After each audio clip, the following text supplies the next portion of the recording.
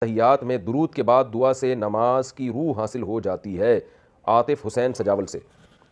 دیکھیں نماز میں جو دعا ہے وہ نماز کی روح ہے، ایسی کوئی حدیث تو میرے علم میں نہیں گزری ہے، کسی کے علم میں ہو تو وہ حوالہ دے دے، تحقیق کر لیں گے، میرے علم میں ایسی کچھ نہیں ہے۔ البتہ یہ ہے کہ دعا مخ العبادہ، ایک روایت میں اس طرح کے الفاظ ہیں کہ دعا عبادت کا مغز ہے، کیونکہ انسان عبادت کیوں کرتا ہے؟ یہ شو کرنے کے لیے کہ میں اللہ کا غلام ہوں، اللہ کا بندہ ہوں۔ تو جب آپ دعا مانگتے ہیں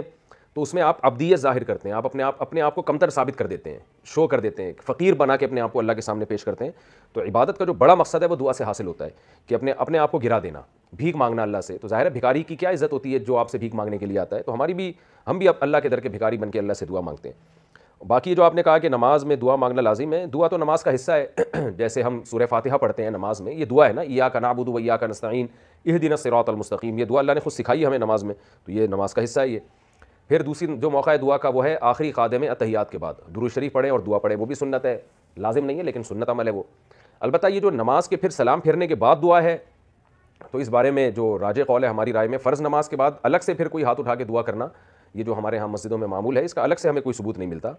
جو نبی صلی اللہ علیہ وسلم کا یہ معمول ہو اس پہ کوئی ثبوت نہیں ملتا، بلکہ نماز کے بعد تسبیحات ہیں یا سنتیں ہیں۔ پھر سنتوں کے بعد ہمیں دعا مانگنی چاہیے، کیونکہ حدیث میں آتا ہے کہ نماز کے بعد دعائیں بہت کثرت سے قبول ہوتی ہیں، تو اگر کوئی مانگنا چاہے تو بہت اچھی بات ہے، ہاتھ اٹھا کے مانگے، بغیر ہاتھ اٹھائے مانگے، لیکن اس چیز کو سنت قرار دینا یہ بہرحال ٹھیک نہیں ہے۔ تو مسجدوں میں جب اجتماعی نماز ہوتی ہے تو پھر فرض نماز کے بعد اس طرح جو معمول ہو گیا ہے نا لوگوں کا ہاتھ اٹھا کے دعا مانگنے کا، لوگ اس عمل کو سنت سمجھتے ہیں، اس لیے اس عمل کو بہرحال ترک کر دینا چاہیے، جہاں لیکن اس طرح سے کہ فتنے کا اندیشہ نہ ہو۔ بعض دفعہ لوگ لڑنے مارنے پر آ جاتے ہیں، تو فتنہ تو زیادہ بری چیز ہے۔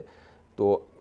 خلاصہ بہرحال یہ نکلا کہ آپ نماز کے بعد سنتیں پڑھیں، سنتیں نہیں ہیں تو دعا مانگ سکتے ہیں، اس میں کوئی حرج نہیں ہے، قبولیت کا موقع ہوتا ہے وہ۔ پھر